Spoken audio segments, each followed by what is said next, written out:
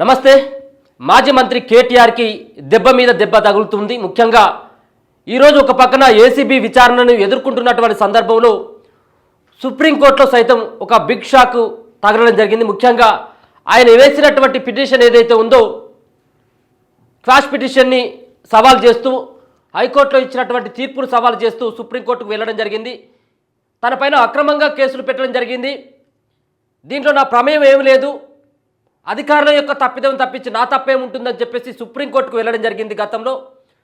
So దాంట్లో సుప్రీంకోర్టులో సైతం ఆ క్వాష్ పిటిషన్ పైన విచారించేందుకు సుముఖంగా లేదు.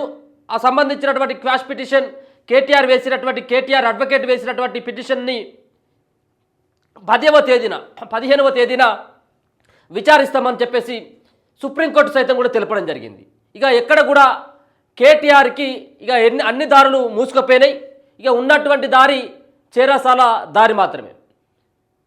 హైకోర్టుకు వెళ్ళడం జరిగింది. హైకోర్టులో ఆయన క్వాష్ పిటిషన్ వేయడం జరిగింది. ఒక పక్కన ప్రభుత్వం, మరొక పక్కన ఏసీబీ వేసినటువంటి కేసుల దాంట్లో క్వాష్ పిటిషన్ వేసి నాకు సంబంధం లేదని చెప్పేసి బుకాయించుకున్నటువంటి ప్రయత్నం చేసిండు. దాని తర్వాత హైకోర్టులో కొన్ని రోజుల పాటు, ఒక 10 రోజుల పాటు కొంత ఉపశమనం లభించినప్పటికీ మొన్న జరిగినటువంటి ఏదైతే తుది తీర్పు హైకోర్టులో కేటీఆర్కి వ్యతిరేకంగా రావడంతో సుప్రీంకోర్టుకు వెళ్ళడం జరిగింది. సుప్రీంకోర్టులో సైతం కూడా ఆయనకు ఒక మినహాయింపు అయితే దొరకలేదు. 15వ తేదీన మరి ఏం చెప్పబోతుంది అనేది చూడాలి. కానీ 15వ తేదీ లోపల ఏసీబీ అధికారులు విచారణకి వాళ్ళ అదుపులోకి తీసుకున్నట్టయితుంటే ఈయన వేసినటువంటి పిటిషన్ చెల్లదని చెప్పేసి అడ్వకేట్లు చెప్తా ఉన్నారు. ఒక పక్కన ఇప్పటికే ఏసీబీ అధికారులు విచారణ చేస్తూ ఉన్నారు.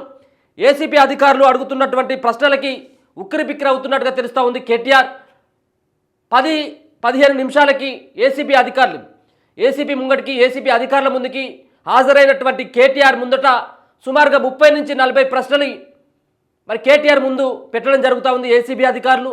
దాంట్లో ముఖ్యంగా కొన్ని ప్రశ్నలు చూసుకున్నట్టయితుంటే ఏసీబీ అడుగుతున్నటువంటి ప్రశ్నలు చూస్తే ముఖ్యంగా ఫార్ములా ఈ రేస్ వ్యవహారంలో ఒక పక్కన ఎన్నికల కోడ్ ఉన్నటువంటి సందర్భంలో మీరు ఏ విధంగా ఈ విధమైనటువంటి నిర్ణయాన్ని తీసుకోవడం జరిగింది. 55 కోట్ల రూపాయలకు ఎన్నికల కోడ్ ఉంటే మీరు ఈ యొక్క డబ్బులు ట్రాన్స్ఫర్ చేయొద్దు అన్నటువంటి నిబంధన మీకు తెలియదా అని చెప్పేసి ఇప్పటికే ఏసీబీ అధికారులు కేటీఆర్ని అడిగినట్టుగా తెలుస్తూ ఉంది.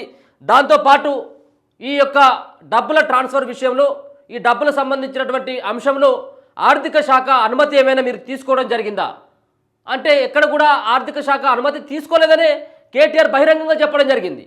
డబ్బులను సర్దుబాటు చేస్తామని చెప్పేసి మేము అనుకున్నాం, మా ప్రభుత్వం వస్తుందని చెప్పేసి అనుకున్నామని చెప్పిండు కేటీఆర్ చాలా సందర్భాల్లో. ఈ ప్రశ్నకు సైతం కూడా ఆయన దగ్గర సమాధానం లేనట్టుగా తెలుస్తూ ఉంది.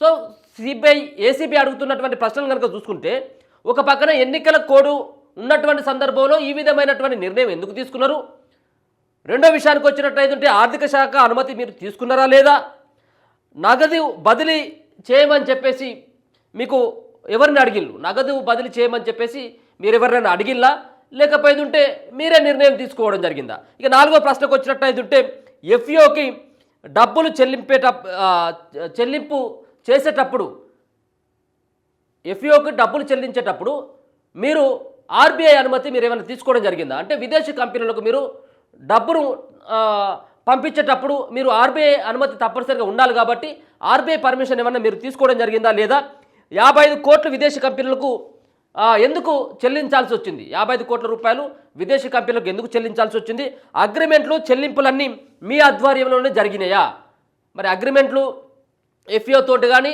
ఎఫ్ఈఓ అండ్ ఏదైతే ఈ త్రైపాక్షిక ఒప్పందం ఉందో FEO and S next zone అలాగే హెచ్ఎండిఏ ఈ 3 సంస్థల మధ్యలో త్రైపాక్షిక ఒప్పందం మీ సమక్షంలోనే జరిగినాయా, మీకు తెలిసే జరిగినాయా లేదా అన్నటువంటి దానిపైన కూడా ప్రశ్నలు అడిగినట్టుగా తెలుస్తూ ఉంది. అలాగే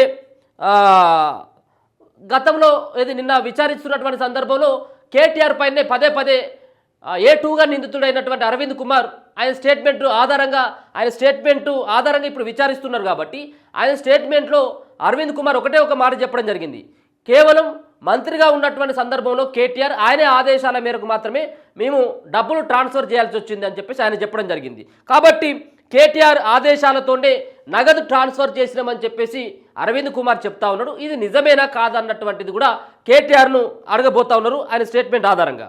అంతేకాకుండా ఎఫ్ఈఓలో చేసుకున్న అగ్రిమెంట్లు ఏంటి, అసలు మీరు రాసుకున్నటువంటి బాండ్లు ఏంటిది, నిబంధనలు ఏంటిది, ఎఫ్ఈఓలో చేసుకున్నటువంటి అగ్రిమెంట్లు ఏంటిది, అలాగే రాసుకున్నటువంటి నిబంధనలు ఏంటి అన్నటువంటిది కూడా అడుగుతా ఉన్నారు. అలాగే గ్రీన్కో కంపెనీ ఏదైతే ఉందో ఇప్పుడు కేటీఆర్కి బినామీ కంపెనీ అంటా ఉన్నారు, కేటీఆర్ యొక్క దోస్తు కంపెనీ అంటున్నటువంటి గ్రీన్కో కంపెనీ అలాగే స్పాన్సర్షిప్ నుంచి ఎందుకు బయటకు వెళ్లాల్సి వచ్చింది, దీనిపైన మీ సమాధానం ఏంటిది? ఒక పక్కన కేటీఆర్ చెప్పడం జరిగింది దీంట్లో లాభాలు రావట్లేదు కాబట్టి గ్రీన్కో కంపెనీ వెనక్కిపోయింది, మళ్ళీ ఇంకొక స్పాన్సర్షిప్ వెతకడం కోసం ఎవరు రాకపోయేసరికి హెచ్ఎండిఏనే తీసుకోవడం జరిగింది అని చెప్పేసి చెప్పడం జరిగింది కదా. కాబట్టి గ్రీన్కో కంపెనీ ఎందుకు ఈ యొక్క స్పాన్సర్షిప్ నుంచి వెనక్కి వెళ్ళిందో చెప్పాలంటూ ఆయన ఒక పక్కన ఈ యొక్క ఎవరైతే ఏసీబీ సంబంధించినటువంటి అధికారులు విచారణ చేస్తూ ఉన్నారో ఆ అధికారులు అడుగుతూ ఉన్నారు. ఒప్పందాల ప్రకారం 2024లో నిర్వహించాల్సినటువంటి రేసు ఎందుకు ఈ యొక్క నిర్వహించలేకపోయిన అన్నటువంటి దానిపైన ప్రధానమైనటువంటి ప్రశ్నలతోటి మరి కేటీఆర్ పైన ముగ్గురు బృందం, ఒక పక్కన ఏసీబీ అధికారులు ముగ్గురు బృందాలు, ఒకరు జాయింట్ డైరెక్టర్ రుతిరాజ్, అలాగే additional SP Sivaram Sharma, DSP Majid Khan, వీళ్ళ యొక్క ఆధ్వర్యంలో ఈ ముగ్గురు సంబంధించినటువంటి ఏసీబీ అధికారులు కల్వకుంట్ల తారక రామారావుని సుమారుగా 2 గంటల నుంచి కూడా ఆయనను విచారిస్తూ ఉన్నారు. ఇలా సాయంత్రం 4 గంటల వరకు కూడా విచారించేటువంటి అవకాశం ఉన్నట్టుగా కనబడతా ఉన్నది. నిన్న అరవింద్ కుమార్ను సుమారుగా 6 నుంచి 6:30 గంటల పాటు సుదీర్ఘంగా అరవింద్ కుమార్ దగ్గర నుంచి స్టేట్మెంట్ కూడా తీసుకోవడం జరిగింది. అరవింద్ కుమార్కి ఏ విధంగానైతే నిన్న సాయంత్రం వరకు ఆయనను విచారించిందో ఈరోజు సైతం A1 నిందితుడైనటువంటి కేటీఆర్ని ఈ ఫార్ములా ఈ రేసులో జరిగినటువంటి 55 కోట్ల రూపాయలకు సంబంధించినటువంటి అవకతవకలపైన విదేశీ కంపెనీలకు ఎవరి ఆదేశాల మేరకు మీరు కట్టబెట్టడం జరిగింది, ఎవరి పర్మిషన్స్ తీసుకోవడం జరిగింది, ఎందువల్ల ఇలా ఉన్నటువంటి స్పాన్సర్షిప్ నుంచి మిగతా గ్రీన్కో కంపెనీ ఎందుకు బయటకు వెళ్లాల్సి వచ్చింది, మీరు ఎవరి అనుమతితో ఇవ్వడం జరిగింది, ఒక పక్కన నువ్వే డబ్బులు ట్రాన్స్ఫర్ చేయమని చెప్పేసి A2గా ఉన్నటువంటి అరవింద్ కుమార్ చెప్పడం జరుగుతూ ఉంది. కాబట్టి మరి ఆయన చెప్పినటువంటి స్టేట్మెంట్కి మీరు అగ్రీ అవుతున్నారా లేదా, లేకపోతే ఆయన ఇచ్చినటువంటి స్టేట్మెంట్ ఏమన్నా రాంగా, అసలు ఏం జరిగింది అన్నటువంటి అంశాలపైన సుదీర్ఘంగా ఏసీబీ అధికారులు కేటీఆర్ను ప్రశ్నించేటువంటి పరిస్థితి కనబడతా ఉంది. చాలా రోజుల కానించి ఫార్ములా ఈ రేసులో మరి చాలా డబ్బులు అవకతవకలకు పాల్పడ్డాయి. ఇది ఒక 700 కోట్ల రూపాయల కుంభకోణం అని చెప్పేసి ఒక పక్కన చెప్తా ఉన్నారు. మరి ఇది కేవలం 55 కోట్ల రూపాయలైనా లేకపోతే ఉంటే ఏ విధంగా జరిగిందన్నటువంటి అంశాలపైన కూడా ఏసీబీ అధికారులు విచారణ అయితే చేపడతా ఉన్నారు. మరి దీనికి సమాధానాలు ఎక్కడ కూడా చెప్పలేక కేటీఆర్ కూడా ఉక్కిరిబిక్కిరి అవుతున్నట్టుగా తెలుస్తూ ఉంది. ఎక్కడ కూడా నాకు తెలియదు, నాకు సంబంధం లేదు, వాళ్ళు చేస్తే నాకేం సంబంధం, ఇదంతా కూడా అధికారులు చూసుకోవాలి, నా పరిధి మేరకు మాత్రమే నేను ఉన్నాను అని చెప్పేసి అధికారుల మీదకి నెట్టేసేటువంటి ప్రయత్నం మాత్రం కేటీఆర్ చేయబోతున్నట్టుగా తెలుస్తూ ఉంది. మొదటిసారి చాలా రోజుల కానించి ఏసీబీ అధికారులు వస్తారు, దీంట్లో కేటీఆర్ అరెస్ట్ అవుతాడని చెప్పేసి చాలా రోజుల కాంచి ప్రచారం జరుగుతూ ఉంది. మొదటిసారి ఏసీబీ ముంగడికి కేటీఆర్ పోవడం జరిగింది. మొన్న 6వ తారీఖున ఏసీబీ ఆఫీస్ దానికి పోయి నన్ను అడ్వకేటు లోపలి రానివ్వట్లేదు కాబట్టి నేను వెళ్ళిపోతా ఉన్నానని చెప్పేసి వెళ్ళిపోయాడు. ఈరోజు 9వ తారీఖు రోజు రావాలంటూ రెండోసారి నోటీసులు ఇచ్చినటువంటి ఏసీబీ ముంగడికి ఒక పక్కన హైకోర్టు తీర్పు ఇచ్చినటువంటి సందర్భంలో కన్ఫామ్గా కూడా ఆయన వేసినటువంటి క్వాష్ పిటిషన్ని కొట్టేసిన తర్వాత ఈరోజు ఉదయం 10:15 ఏసీబీ ఆఫీస్కి కేటీఆర్ వెళ్ళడం జరిగింది.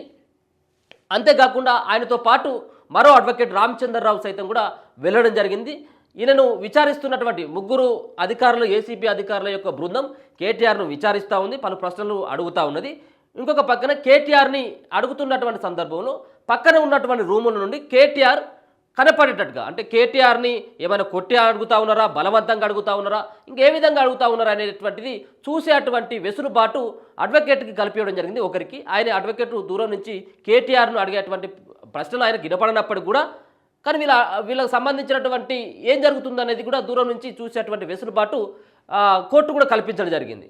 కాబట్టి నిన్న ఏదైతే అరవింద్ కుమార్కి సుమారుగా 6-6:30 గంటల పాటు విచారించిందో సేమ్ ఇవాళ ఈరోజు సైతం కూడా ఇప్పుడు నేను అన్నటువంటి ప్రశ్నలు ఏవైతే ఉన్నాయో ఈ ప్రశ్నలతో పాటు మరికొన్ని ప్రశ్నలని యాడ్ చేస్తూ సుమారుగా 30 నుంచి 40 ప్రశ్నలతోటి ఆయనను విచారించేటువంటి పరిస్థితి కనబడతా ఉంది. దీంట్లో లోతైనటువంటి విచారణ చేసేటువంటి అవకాశం కనబడతా ఉంది. ప్రభుత్వం కూడా సీరియస్గా తీసుకున్నది, అలాగే ఏసీబీ సైతం కూడా సీరియస్గా తీసుకున్నది ఈ కేసుని.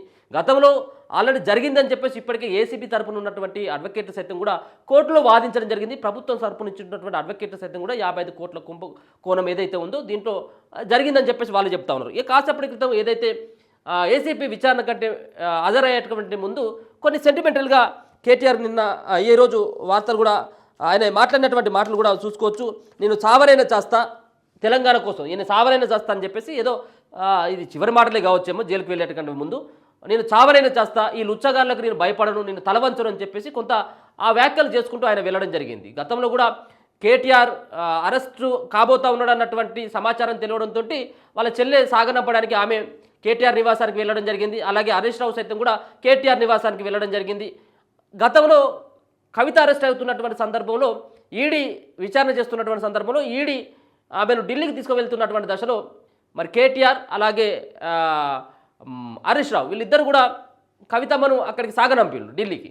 సో ఇప్పుడు కవితతో పాటు హరీష్ రావు కేటీఆర్ని ఏమైనా మరి సాగనంపుతారా జైలుకి ఏంది అనేది కూడా చూడాలి. సరే ఏదేమైనప్పుడు కూడా దీంట్లో జరిగినటువంటి అవకతవకలు జరిగినాయి అనేది ప్రభుత్వ వాదన, లేదు అనా పైసా కూడా అవకతవకలు జరగలేదు అనేది బీఆర్ఎస్ పార్టీకి సంబంధించినటువంటి మాజీ మంత్రి కల్వకుంట్ల తారక రామారావు యొక్క వాదన.